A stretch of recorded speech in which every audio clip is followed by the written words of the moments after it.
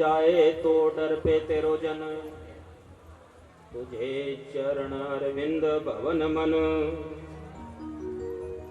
पान करत पायो पायो रमैया धन, संपत्ति विपत्ति पटल माया धन, कामे मगन होत ना तेरो जन, प्रेम की जेवरी बांधियो तेरो जन, कहे रविदास छुटी वो कवन गुन। हेलो भाई, ये ब्राह्मण में बहुत बोल रही, महाराज जी ने रोको जरा। जो बोले सो निर्भय, जगत गुरु सतगुरु रविदास जी महाराज की जय। सतगुरु स्वामी ज्ञान भिक्षुक जी महाराज की जय। सतगुरु स्वामी समनदास जी महाराज की जय। संत समाज की जय। आज ये सुंदर सा दरबार सजा है ग्राम लछेड़ा। विभिन्न वेशभूषा से संत मंच को सुशोभित कर रहे हैं। चरण धूलि से नगरी को पवित्र करने के लिए संत आज यहाँ से नगरी में पधारे। आज के इस कार्यक्रम का श्रेय सतगुरु स्वामी समनदास जी महाराज के परम शिष्य महात्मा मिंटू दास जी को जाता है।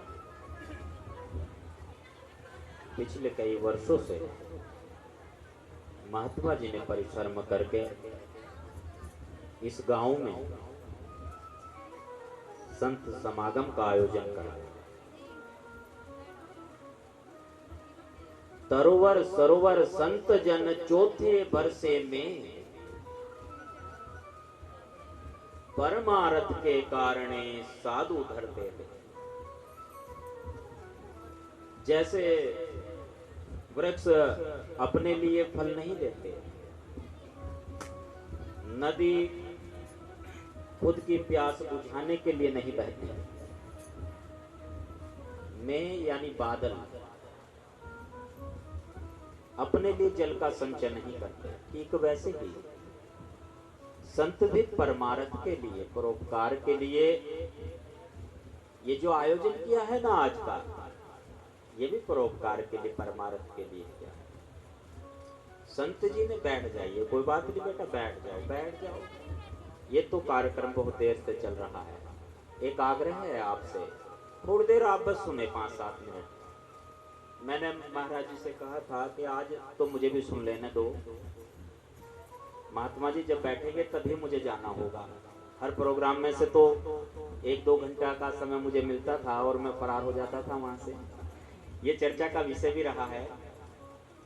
कई बार यहाँ कार्यक्रम में आना हुआ, रात में ही आना और रात में ही वापस जाना। ये प्रथा आज महात्मा जी तोड़ रहे हैं। सुबह तक जैसे सत्संग की विश्रांति होगी, भोग की आरती के बाद महात्मा जी जो 21 दिन की तपस्या में खड़े हैं, परोपकार के लिए, परमार्थ के लिए, वो फिर तपस्या पूर्ण हो जाएगी और वो बैठेंगे। इनके बैठने से पहले एक भी साधु नहीं लगा यहाँ से, सब यही रहेंगे। ये प्रतिबंध सब पे ही है, हमारे ऊपर। तो महात्मा जी तपस्या में 21 दिन की तपस्या पूर्ण करने जा रहे हैं। किसके लिए? अपने लिए? खुद के लिए कर रहे हैं क्या? नहीं, संत जो करते हैं ना वो समाज के लिए करते हैं, संगत के लिए करते हैं, सबके लिए करते हैं, एक के लिए नहीं, सबके लिए। आज यहाँ पर जो ये मेला लगा है, ये महात्मा जी का परिश्रम है। और इसी क्रम में जो मुझे सेवा सौंपी गई आज की, 2 शब्द आपसे रूबरू होने के लिए कहा है। तोरा मन दर्पण कहलाए। मन दर्पण बताया मुकेश जी ने। मुकेश जी से पहले जो लेखक रहे जिन्होंने ये भजन की रचना की थी, प्रदीप जी, शायद प्रदीप जी ने लिखा था। ये बहुत प्रसिद्ध भजन है, हम छोटे छोटे से थे तब से हम सुनते आ रहे हैं इसको। तोरा मन दर्पण कहलाए। मन की 7 परतें होती है। ये जो दर्पण है कौन से वाला मन है? कौन सा मन दर्पण है?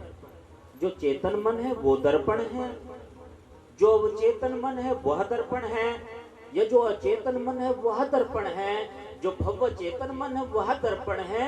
जो मन दर्पण है वो कौन सा मन दर्पण है?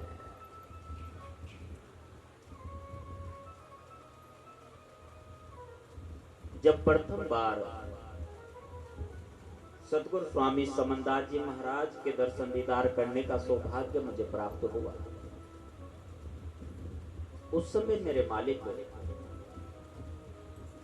एक वाणी का खुलासा कर रहे थे। टिक जा मन मेरे सतगुरु शब्द आधार।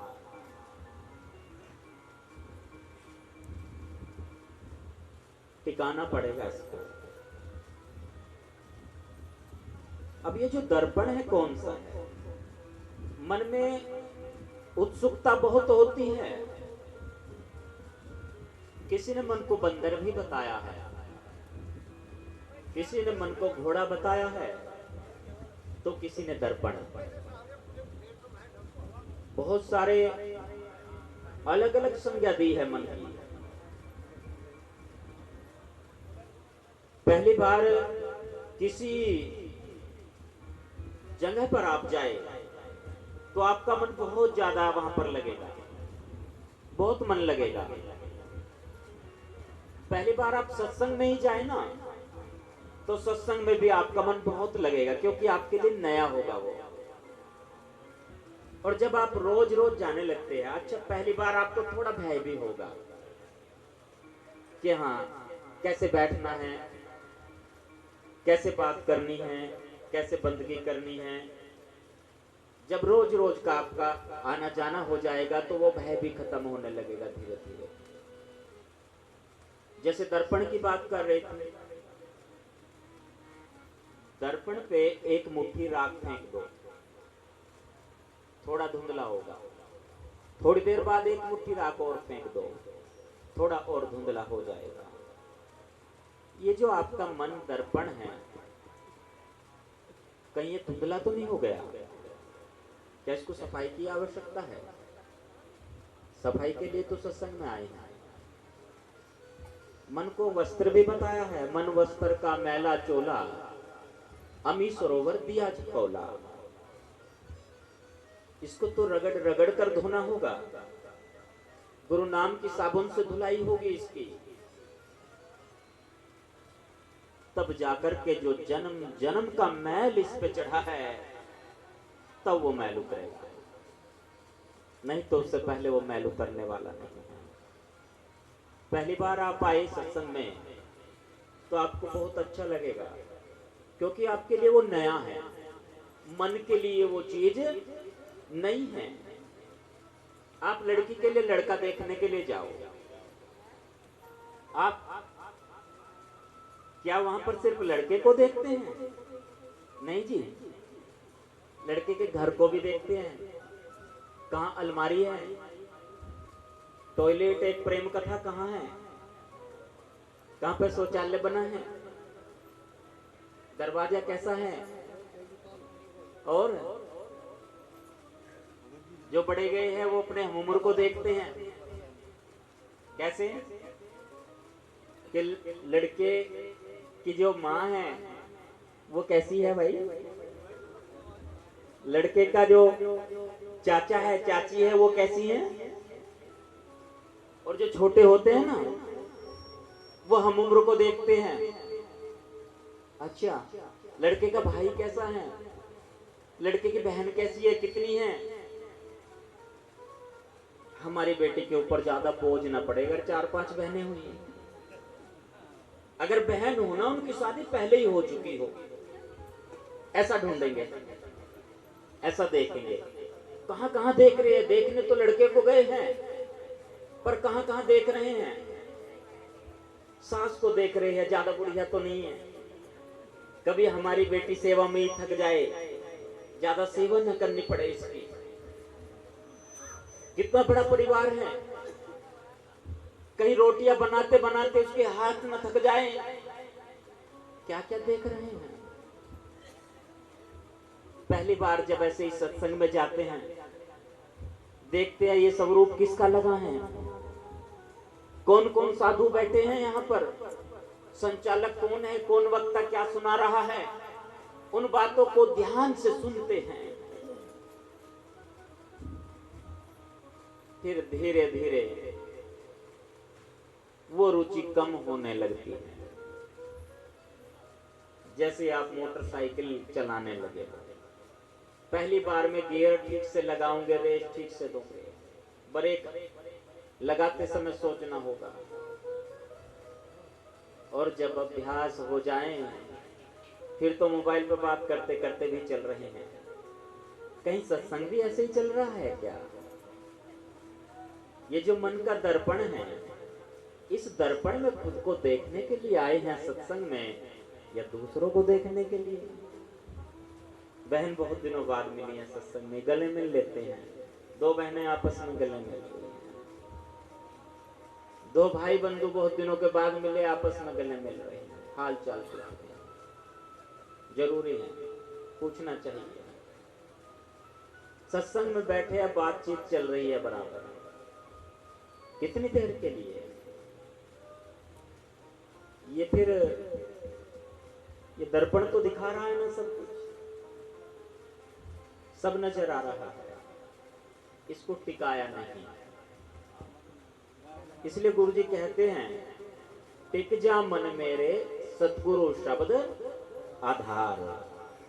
जो सतगुरु का शब्द है उसको आधार मानकर वहां पर टिक जाओ, ठहर जाओ। ठहरने से काम चलेगा, जरा भी इधर उधर नहीं होना है।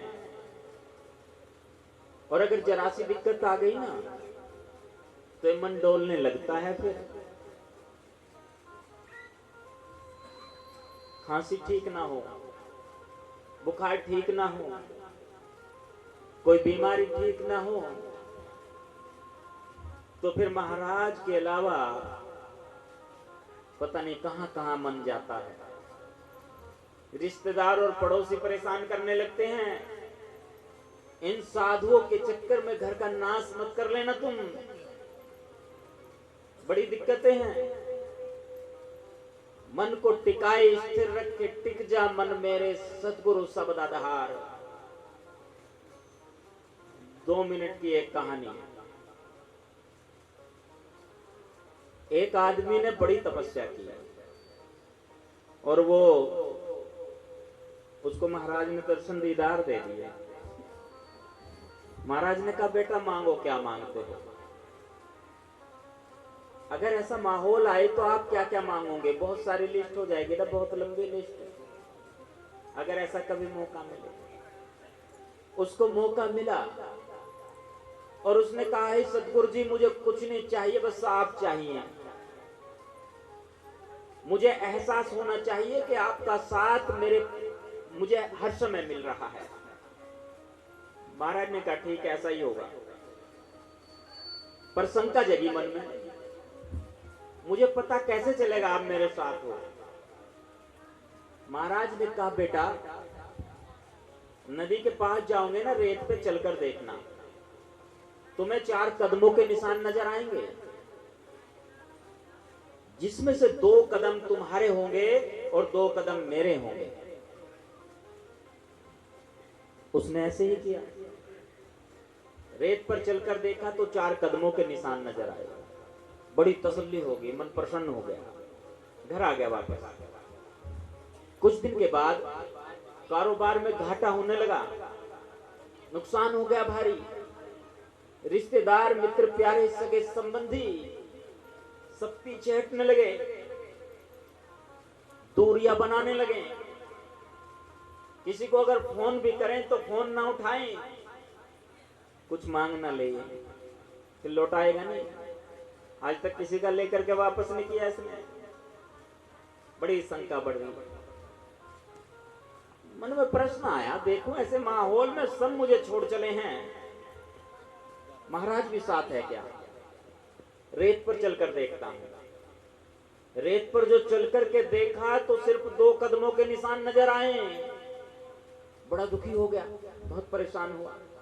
भैया सब छोड़ करके चले गए मुझे, महाराज भी चल गए। थोड़े दिन के बाद काम ठीक होने लगा, सब ठीक हो गया। सब रिश्तेदार, मित्र, प्यारे, सगे संबंधी पास आने लगे दोबारा। कहने लगे हमें विश्वास था एक दिन तुम इस समस्या से उबर जाओगे, हमें पूरा भरोसा था। सोचने लगा अब महाराज को भी देखूं जरा चेक करके साथ में है या नहीं। रेत पे चल करके देखा तो 4 कदमों के निशान नजर आए। आंख में आंसू आ गए, आंख में आंसू आ गए और कहने लगा, ये महाराज जब ये संसार मुझे छोड़ चला था, मेरे से मुंह मोड़ लिया था ना दुनिया ने, उस समय तो आप भी नजर नहीं आए कहीं, अब कहां से आ गए? आप भी मतलब ही हो क्या? महाराज ने दर्शन दिए उसको। कहने लगे बेटा मतलब ही नहीं हूं, मैं तो तेरे साथ हूं हमेशा। उसने कहा फिर जब रेत पर चल करके मैंने देखा मैं परेशानी में था, कष्ट में था, और आपने मुझसे वायदा किया था हर समय साथ रहूंगा, 4 कदमों के निशान नजर आएंगे, जिसमें से 2 तुम्हारे होंगे और 2 मेरे होंगे। मेरे मालिक परेशानी के वक्त तो मुझे 2 कदमों के निशान ही नजर आए, उस समय आप कहां चले गए थे?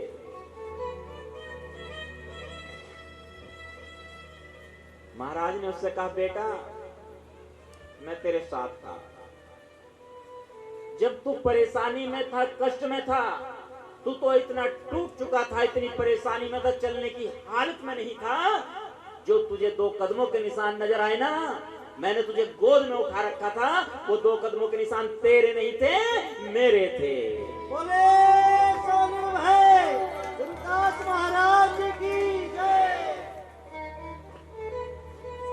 और हम परेशानी में क्या सोचने लगते हैं कि महाराज ने साथ छोड़ दिया।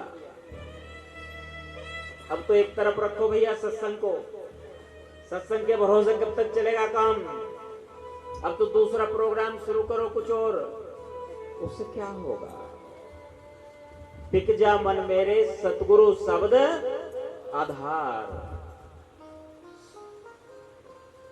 सतगुरु समनदास जी महाराज फरमाते हैं कभी भी अपना धर्म मत छोड़ना। धर्म से मतलब क्या है? गुरुजी धर्म से मतलब बताते हैं जो मैंने तुम्हें सिखाया है, जो मैंने तुम्हें दिया है वो कभी मत छोड़ना, बिल्कुल भी ना। तो डर से छोड़ना, यदि कोई डराए डर से भी मत छोड़ना। यदि तुम्हें रोग और बीमारी डराए तो उससे भी डरकर मत छोड़ना। यदि तुम्हें आर्थिक तंगी परेशान करे तो उससे डरकर भी मत छोड़ना। ये धन रुपया पैसा तो हाथ का मैल है, लालच से भी मत छोड़ना। कोई तुम्हें धन दे, तुम्हारे अंदर लालच पैदा करना चाहे तो भी तुम वो मत छोड़ना जो संतों का मार्ग है, जो गुरुओं का मार्ग है, क्योंकि उससे आगे और कुछ नहीं है।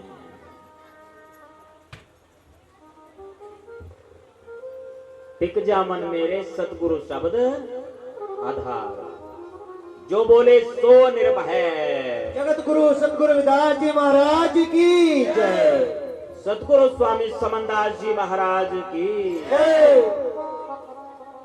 इस मन को टिकाना होगा। कहां पर टिकाना होगा? पहले तो यहीं पर टिकाना होगा, मालिक के चरणों में। और जब इसको टिकाया जाता है ना वहां पर, फिर ये खत्म किया जाता है अपने वाला। कहे रविदास मेट कर आपा तब वा ठोर तो पावेगा। वो आपा मेटना होगा। अभी तो मन में मेरा चल रहा है ना, अभी तो बहुत लालायित हूं मैं कि कॉपी में मेरा नंबर क्यों नहीं आया। अभी तो मैंने सीखना ही नहीं शुरू किया कि जो सुनाया जा रहा है, कोई भी वक्ता बोल रहा है, वो मेरे गुरु की महिमा का बखान कर रहा है। मैंने नहीं कुछ कहा तो मेरे भाई ने बोल दिया। मैं तो आज सत्संग सुनने की मनसा से आया हूं। क्या मन को इतना टिकाया? नहीं टिकाया। सुनने नहीं, सुनाने आया हूं। कॉपी में 50 नाम हो गए तो भी नहीं, रोक टोक होना चाहिए। ये मेरे मालिक की कृपा है। सतगुरु समनदास जी महाराज का ये बाग है। इतने प्रचारक तैयार कर दिए उन्होंने,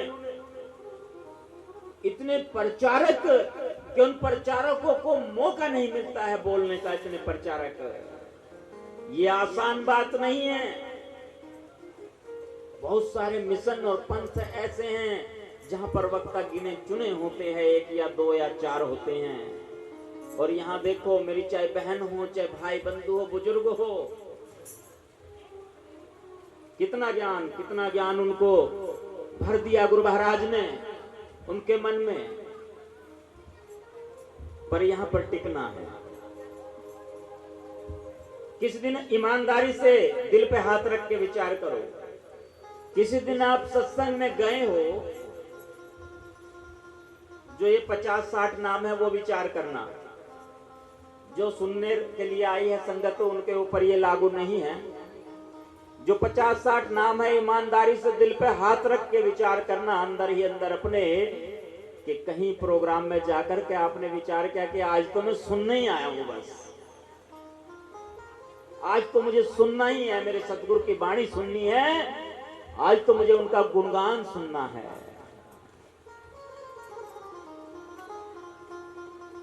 टिक जा मन मेरे सतगुरु शब्द आधार। क्या इतना टिके? क्या इतना टिक पाए? जो मन को बंदर बताया ना जिन्होंने, वो ये है मामला कि हाँ, वो उछल कूद में रहता है कि हाँ नहीं, नंबर आ जाए मेरा, आना चाहिए।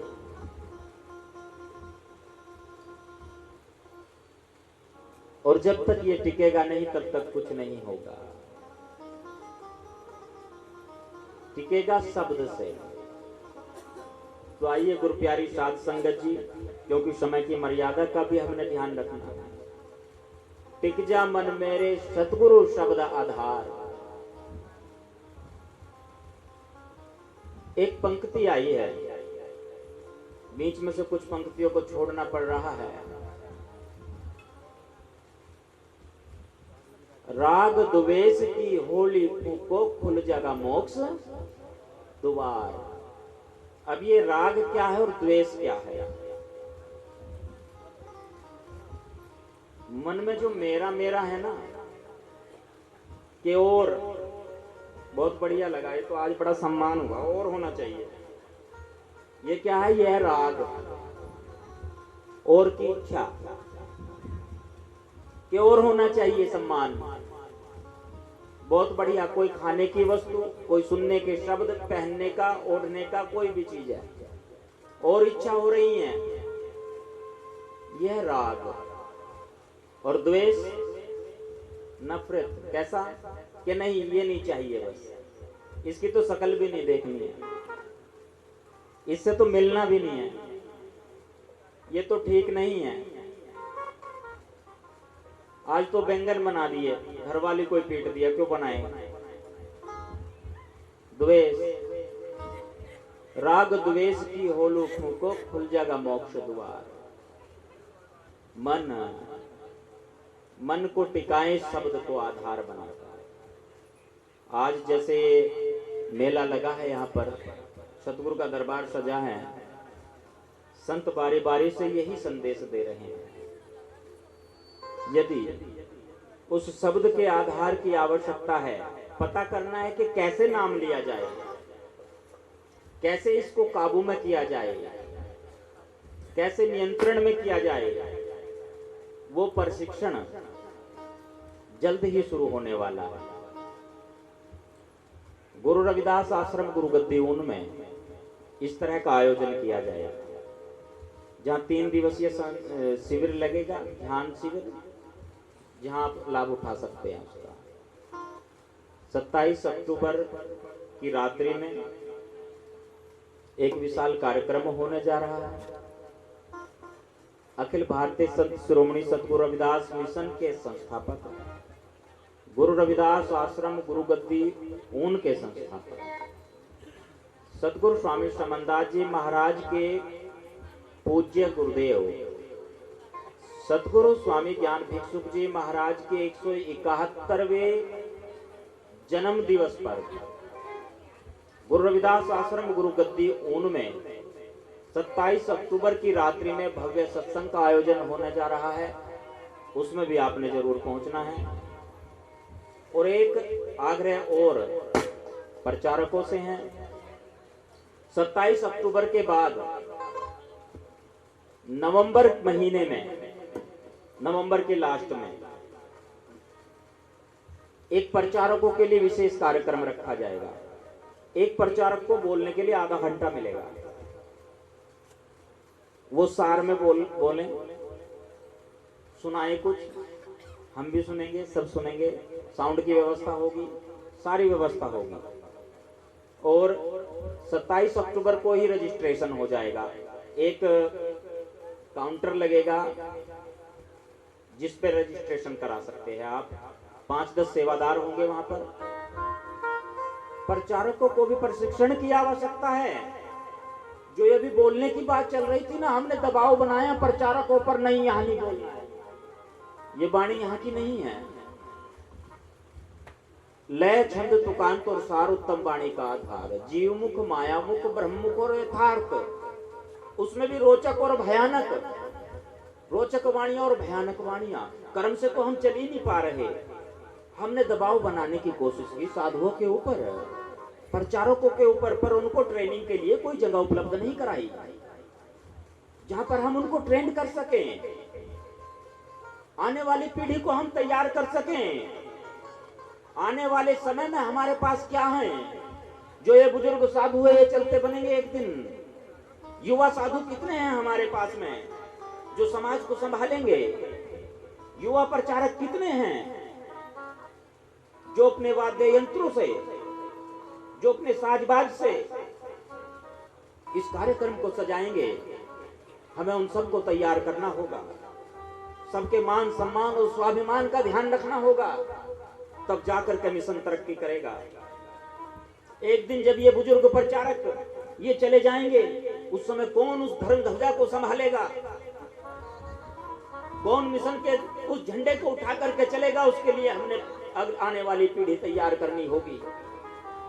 साधु भी तैयार करने होंगे और प्रचारक भी तैयार करने होंगे। इसके लिए आवश्यकता है एक प्रशिक्षण केंद्र की, और वो प्रशिक्षण केंद्र जल्द ही गुरु रविदास आश्रम गुरुगद्दी ऊन में शुरू होने जा रहा है।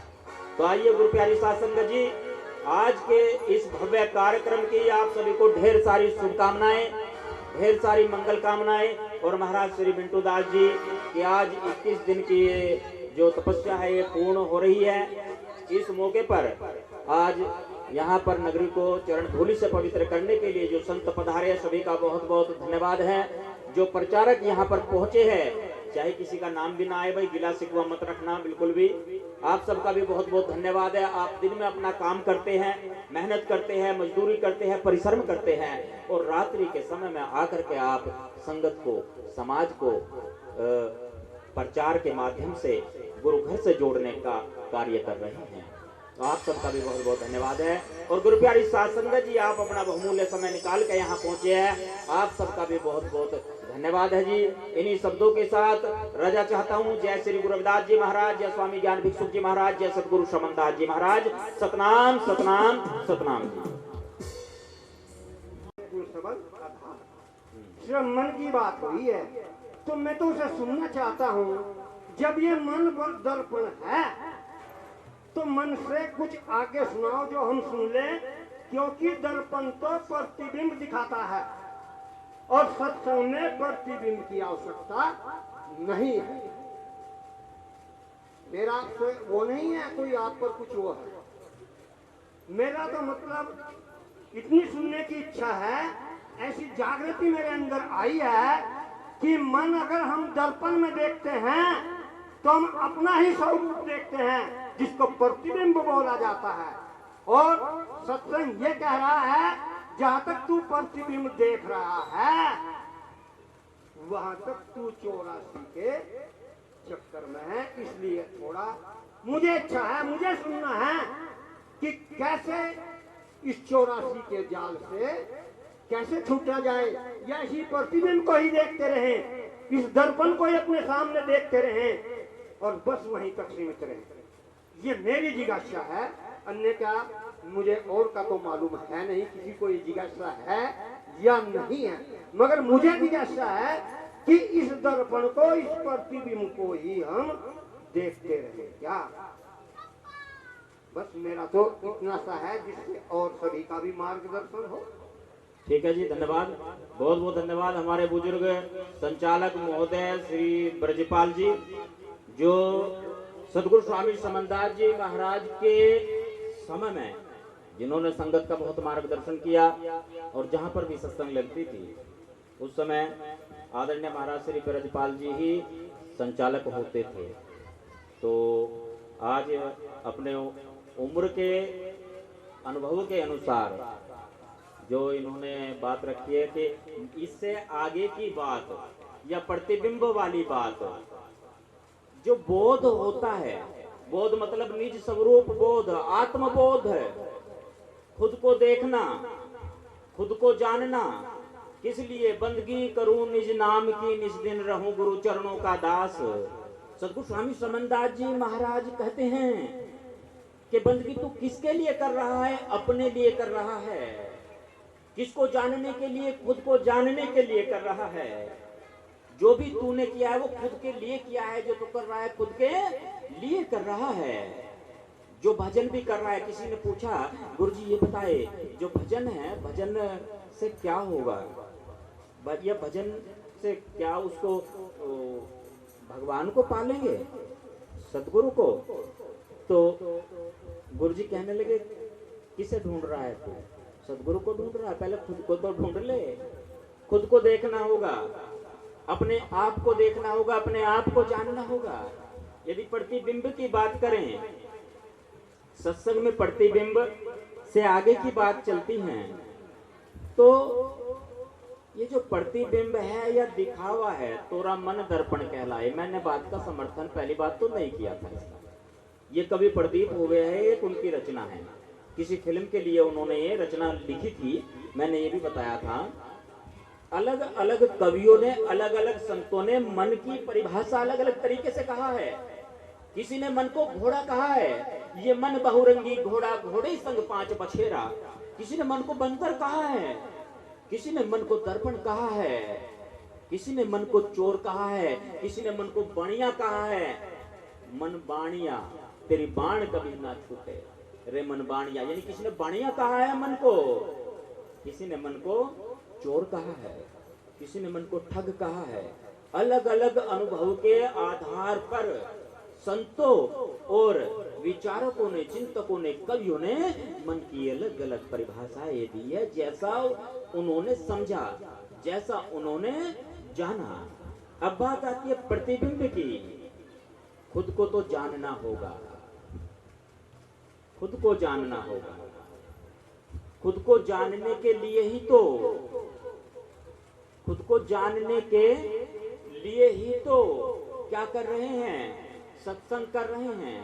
खुद को जानने के लिए ही तो भजन कर रहे हैं, स्मरण कर रहे हैं। और यदि खुद को नहीं जाना तो समझ लो फिर कुछ नहीं जाना है।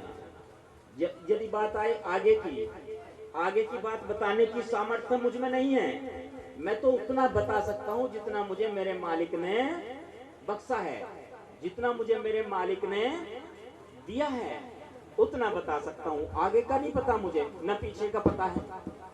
2009 में आप भी मौजूद थे उस समय, फरकपुर आश्रम पे एक कार्यक्रम हुआ था और मुझे जब बोलने का मौका मिला, बोलने के बाद गुरुजी ने बुलाया अपने पास, कहने लगी हाँ ये पूछ रहे महात्मा ये बता ब्रह्मचारी ऊपर से बोल रहा था या नीचे से बोल रहा था। मैंने कहा गुरुजी आप ही जानो, बस मैं तो बता नहीं सकता, मुझे नहीं शिक्षा में पता कुछ भी। गुरुजी ने कहा नहीं बता, ये पूछ रहे ना बताना तो पड़ेगा, ऊपर से बोल रहा था या नीचे से बोल रहा था। मैंने कहा गुरुजी नहीं मैं नहीं बता सकता इस बारे में। कहने लगे नहीं बताना पड़ेगा, ये पूछ रहे हैं, फिर इन्हें क्या जवाब दूं, जानता नहीं तो कुछ। मैंने कहा नहीं आपके आगे मैं कुछ नहीं जानता, कुछ नहीं जानता हूं बिल्कुल भी। कहने लगे नहीं बता, इन्हें बताना पड़ेगा। बंदगी की, मैं बंदगी करके मैंने कहा गुरुजी शिष्य का स्थान तो हमेशा नीचे ही होता है, ऊपर का स्थान तो गुरु का है। आपसे आगे कुछ नहीं है, आपसे बढ़कर कुछ नहीं है। जो मेरे मालिक ने बख्शा है उससे आगे तो पहली बात तो है ही नहीं कुछ भी, सबको दे रखा है उन्होंने प्रसाद। एक एक जो शब्द है ना, एक एक पंक्ति है, उसी में गागर में सागर भर रखा है। प्रतिबिंब की यदि बात करें, प्रतिबिंब ही तो है मन में। जैसी तेरे मन में छाई वह ही सपने में आई, जो तेरे मन में छाई वो ही सपने में आई। प्रतिबिंब ही तो देख रहा है, स्वप्न में भी प्रतिबिंब देख रहा है और हकीकत में भी प्रतिबिंब ही देख रहा है ये। परंतु जोन सी परत इसको देखनी है, जो इसका जो असली स्वरूप है, जो इसका निज स्वरूप है, उसके साक्षात्कार के लिए तो बहुत समय लगता है, वहां पर अलग रहता ही नहीं। अगर प्रतिबिंब की बात करें कि प्रतिबिंब से अलग, पहले बच्चे को प्रतिबिंब ही दिखाया जाता है जब उसको कक्षा में एडमिशन कराया जाता है। ए फॉर एप्पल या आ से अनार,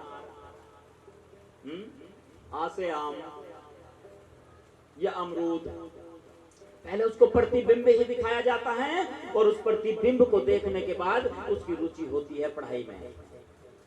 फिर वो उससे आगे चलता है प्रतिबिंब से। इसलिए यहाँ पर जो प्रतिबिंब दिखाया जाता है ना, वंदनीय गुरुदेव को बार बार कर जोड़, विघ्न हारे सन से हरे संत रूप प्रभु तोर, ये भी तो प्रतिबिंब की बात है, ये मैंने नहीं कहा है। ये दो लाइनें, ये दो पंक्तियां मैंने नहीं लिखी अभी, यहाँ भी प्रतिबिंब की बात कही है कि हे सतगुरु जी ये बताइए हम आपके स्वरूप को कहाँ निहारेंगे, कहाँ आपके दर्शन दीदार करेंगे। तब बताया कि संतों में दर्शन दीदार करोगे आप, वो प्रतिबिंब मेरा कहाँ होगा, संतों में होगा।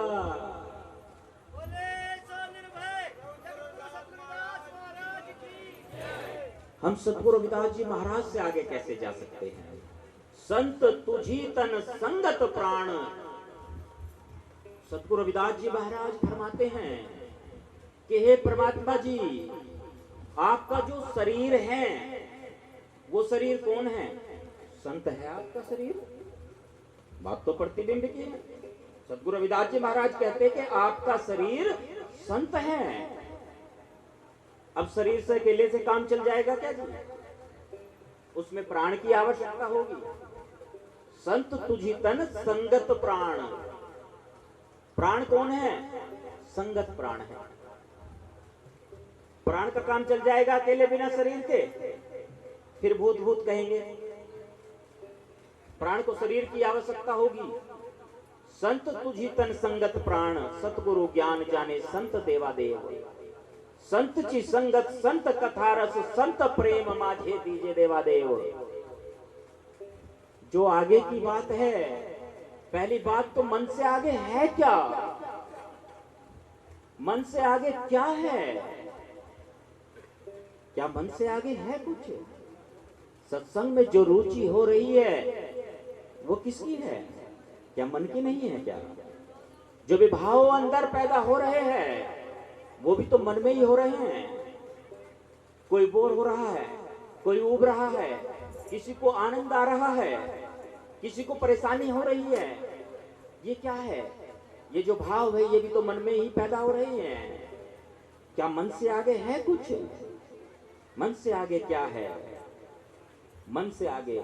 महाराज ने तो यहाँ तक कह दिया, तो ही मोही मोही तो ही अंतरु कैसा, कनक कटक जल तरंग जैसा। जो बात है उस अगम की, इस अगम की बात कर रहे हैं। एक बाल्टी का पानी है और एक गिलास का पानी है। उस गिलास के पानी को यदि बाल्टी में मिला दिया जाए तो गिलास के पानी का अलग से कोई अस्तित्व नहीं रहता, फिर पूछने वाला नहीं रहता है। रविदास बात अगम की कहन सुनन की नाही। ये जो बात अगम की है, ये अगम की बात कहने और सुनने से परे है। जो कहे सो जाने नहीं और कहे से जानी ना जाई। ये कहे से नहीं जानी जाएगी, कहे से नहीं जानी जाएगी। ये बात है अनुभव की। कहे रविदास भेद बतावे, अनुभव से वो जाना जावे। वो जाना जाएगा अनुभव से। एक चीज और है, ये संसार और आध्यात्म दो है। ये संसार जिसको सत्य मान रहा है, आध्यात्म उसको सत्य नहीं मानता है। और आध्यात्म जिसको सत्य मानता है, संसार उसको सत्य नहीं मानता है। दोनों की नजर में सत्य अलग अलग है। दोनों जगह पर सत्य अलग अलग है। वो अलग अलग कैसे हैं? ये उंगली कितनी है? एक है। ये संसार की नजर है, एक है। सत्य है, ये सत्य है कि ये उंगली एक है। परंतु इस उंगली को जो चेताने वाला है, जिसके बिना ये उंगली चेताई नहीं जाएगी, पता नहीं चलेगा कुछ, सत्य वो है। सत्य अलग है। जो आगे की बात कर रहे हैं कि हाँ भाई आगे की बात होनी चाहिए, वास्तव में हाँ पता होना चाहिए, सत्संग में आगे से आगे चलना चाहिए। चला जाता है, बिल्कुल चला जाता है। उसके लिए बैठना भी होगा, उसके लिए समय भी देना होगा। उसी विषय में मैंने कहा था कि यदि इस तरह का प्रशिक्षण चाहिए तो जल्द ही ये जो कार्यक्रम हो रहा है उनमें 27 अक्टूबर का, इसके बाद 3 दिवसीय शिविर लगेगा। मोबाइल, घड़ी, सारी चीजें अपने घर छोड़ करके आना, एक आवेदन कर लेना, उसमें रजिस्ट्रेशन करा लेना। 3 दिन तक रहना पड़ेगा मौन। एक समय होगा भोजन, बैठिएगा साधना में, पता चलेगा। अनुभव खुद करना होगा, दूसरे के अनुभव से काम नहीं चलेगा। दूसरे का अनुभव क्या है? कोई बंदर बता सकता है, कोई दर्पण बता सकता है, कोई घोड़ा बता सकता है, कोई बढ़िया बता सकता है इसको, कोई ठग बता सकता है, कोई चोर बता सकता है। सत्य वो होगा जो आपका खुद का अनुभव होगा। जो बोले सो निर्भय। महाराज की जय। तो महाराज जी आगे की बात बतानी तो मेरे बस में नहीं है, वो तो स्वामी जी का ही काम है। हाँ, मैं मानता हूं कि यदि इतने से काम चल गया हो तो पर्याप्त है। ठीक है महाराज जी,